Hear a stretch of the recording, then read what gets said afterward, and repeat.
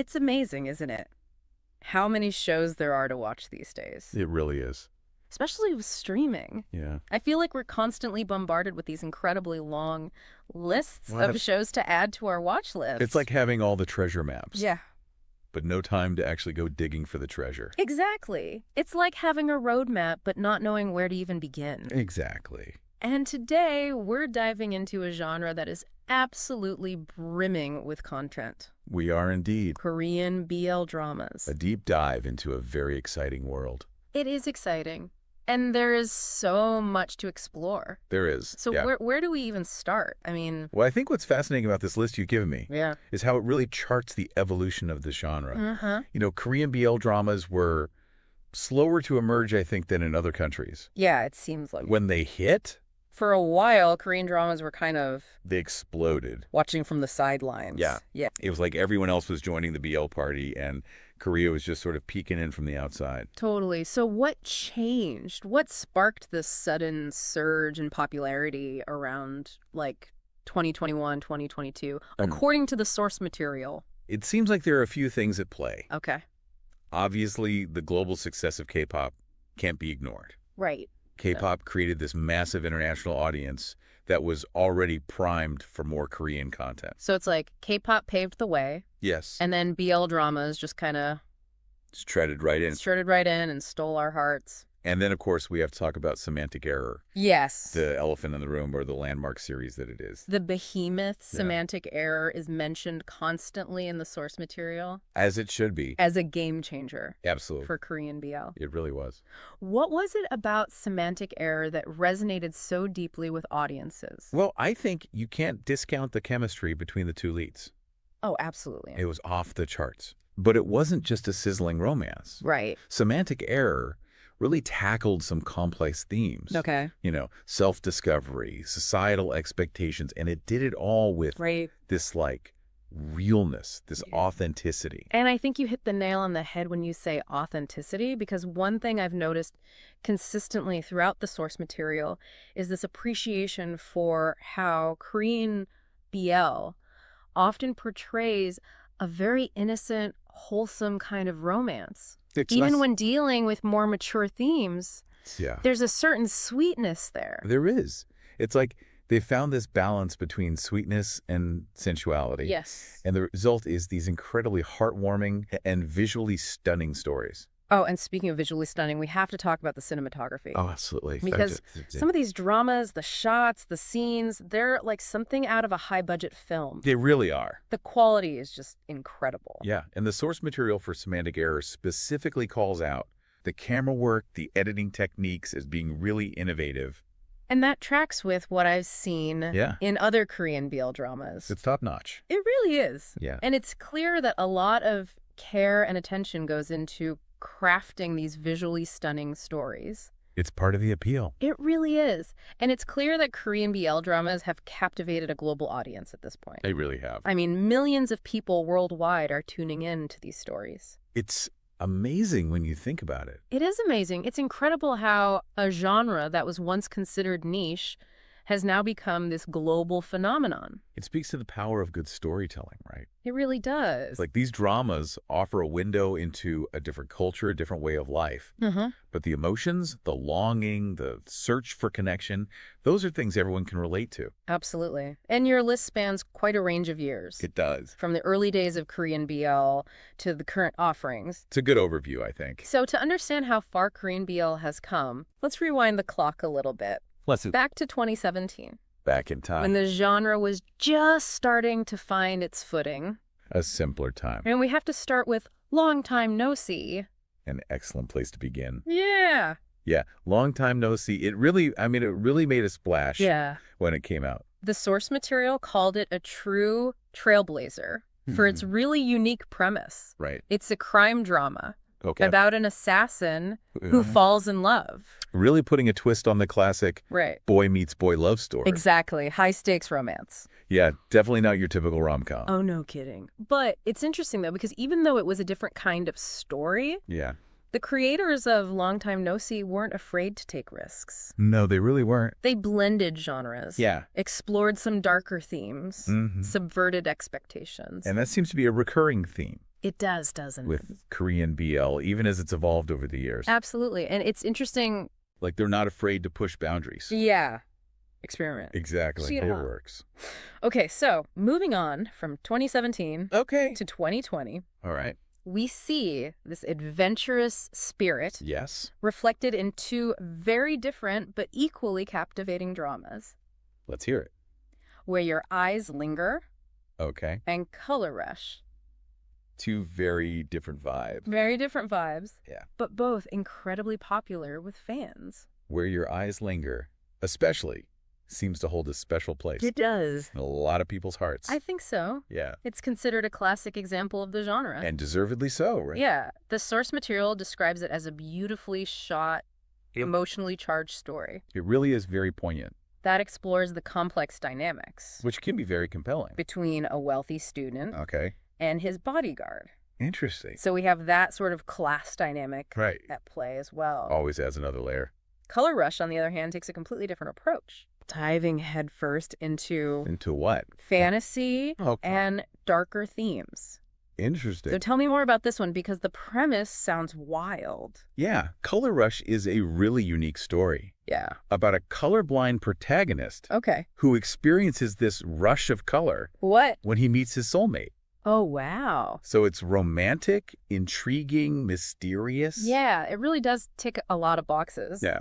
The source material also mentions something about psychological themes and a stellar performance from the lead actor. So it's not all just So it sounds like it's more than just a surface-level romance. light and fluffy. Yeah, exactly. Right. It sounds like it delves into some pretty intense emotional territory. Yeah, I think that's part of what makes Color Rush so compelling. Okay. It's not afraid to tackle those complex issues. Right. It challenges viewers to think critically about love, identity, even the nature of reality itself. Which is a lot to unpack It is a lot, in a BL drama. but they do it well. Well, it sounds like it. It sounds like they managed to balance all of those elements really effectively, They do, and I think that speaks to which is impressive. the talent involved. Yeah. So moving on to 2022. This seems to be a pivotal year It was a big year for Korean BL. for Korean BL. We saw a lot of growth and experimentation in 2022. What changed? I mean, Yeah. what happened in 2022 that sparked this? 2022 was the year that semantic error took the world by storm. That's right. It really did change everything. But it wasn't just semantic error. No, there were a lot of other great stories too, Right. like Choco Milkshake, for example. Okay. Tell me more about Choco Milkshake, because that title alone has piqued my interest. So Choco Milkshake is about Yeah. this really interesting concept where pets can transform into human companions. Okay, I'm listening. So it's got this really fun, fantastical element. It sounds adorable. It does, Yeah. but it also has that like heartwarming romance. So it's a good balance. It is. It's a really good blend of those two elements. Okay, so we've got adorable pets turn human companions. Mm-hmm. What else does 2022 have in store for us? Well, on the complete opposite end of the spectrum, Okay. we have The Director Who Buys Me Dinner. Okay, The Director Who Buys Me Dinner? Tell me more. Time loops, unpredictable twists, Hold on, time loops. time loops, Okay, you have my attention. and lots of dinner dates. The Director Who Buys Me Dinner, sign me up. It's a wild ride. It sounds fantastic. It really is. Okay, so we've got adorable. Embraces the chaos. We've got chaos. Yeah. We've got time loops. It's a lot of fun. 2022 is a good year It was a very good year. for Korean BL. It was. But no exploration of Korean BL would be complete without Yeah. talking about office romances. Ah, yes, the quintessential office romance. Which brings us to Mhm. Roommates of Poongduk 304. A classic. Okay, so this is an enemies to lovers It is. workplace romance. Yeah. Is it a slow burn? It is a bit of a slow burn. Because I feel like with office romances, you need that slow burn You do. to build the tension. The anticipation, Exactly. the stolen glances, Awkward encounters at the coffee machine. all the good stuff. All the good stuff. And Roommates of Poongduk 304 has all of that. It does. It does. So we can expect a satisfying payoff. Oh, absolutely. Excellent. I'm here for it. Good. Okay. So we've got enemies to lovers. Mm-hmm. We've got forced proximity. All the ingredients All the tropes for a classic. that we know and love. Yes. Okay.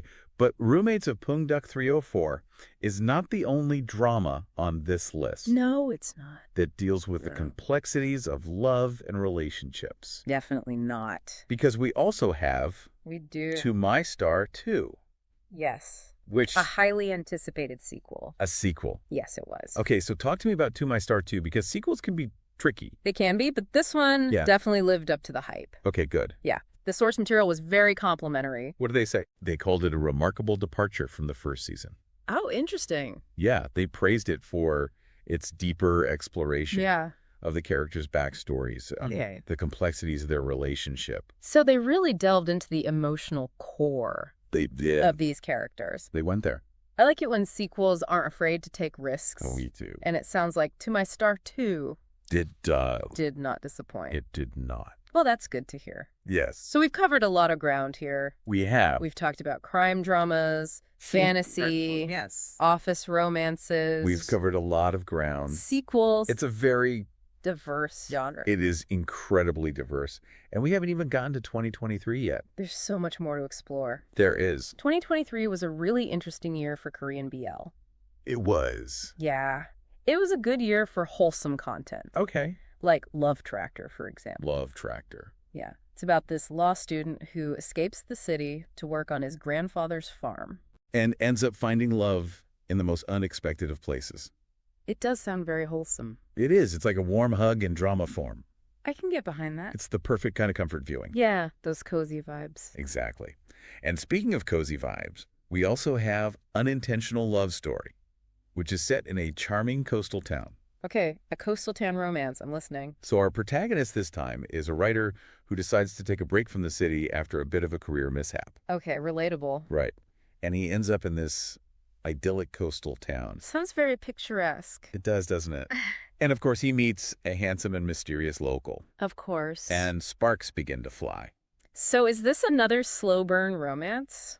It is. It's all about those stolen glances. Okay. The accidental touches. Sexual attention. Exactly. But what really sets this one apart is the unintentional aspect. What do you mean?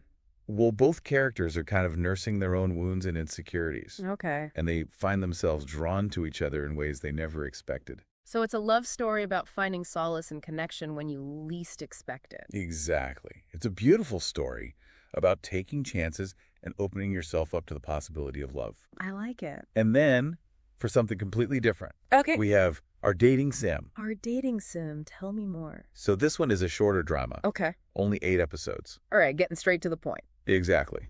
It's a quick watch, but it packs a punch. What's it about? It's about 2 former friends. Okay. Who are reunited. Uh-huh. When they have to work on a new dating sim game together. Oh, interesting. It's a workplace romance with a bit of a twist. I like it. So is it a steamy office romance? It's definitely got its moments. Okay, good to know. But it also explores the complexities of rekindling a friendship. Right, because there's history there. Exactly. And navigating those feelings of attraction and uncertainty. Sounds like a roller coaster of emotions. It is, but in the best way possible. I'm sold. Good, because it's definitely worth checking out. I've had so much fun diving into the world of Korean BL dramas with you. It's such a rich and diverse genre. It really is. And there are so many hidden gems out there just waiting to be discovered. And with new dramas being released all the time. It seems like there's something for everyone. There really is. Yeah. So if you're looking for a new obsession. Or just a fun way to spend a weekend. I highly recommend checking out some of these amazing Korean BL dramas. Well, you won't be disappointed.